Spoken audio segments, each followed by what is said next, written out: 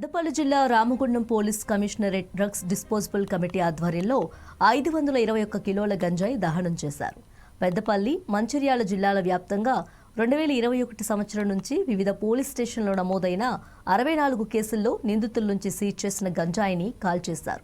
ఈ సందర్భంగా మత్తు పదార్థాలు సేవించినా, విక్రయించినా కఠిన చర్యలు ఉంటాయని పోలీసులు హెచ్చరించారు.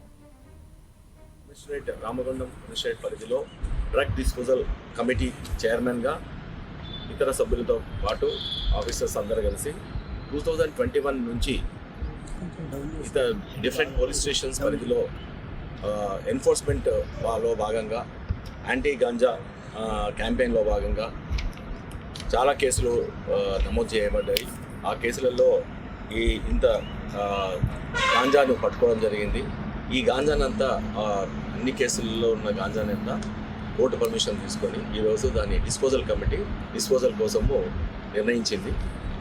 దీంట్లో టోటల్గా 64 కేసులలో టోటల్గా గాంజాయి 521 కేజీలో 544 గ్రాములు.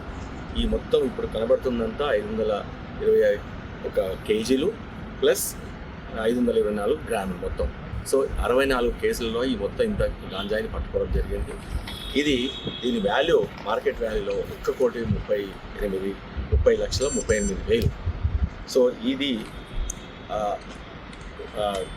ప్రొసీజర్ ప్రకారము NDPS యాక్ట్ యొక్క ప్రొసీజర్ ప్రకారము ఈరోజు ఒక కమిటీ కూర్చొని కమిటీ చైర్మన్గా CP Ramagundam and other officers చూసుకొని ఈరోజు దీన్ని డిస్పోజల్ చేయాల్సిన బాధ్యత ఉంది. దాంట్లో భాగంగా ఇవన్నీ ఈరోజు మొత్తము కేసు ప్రాపర్టీ ప్రకారంగా ఎంతెంత ఉంది దాని ప్రకారం. ఇవి బులెటిన్ అప్డేట్స్. మరిన్ని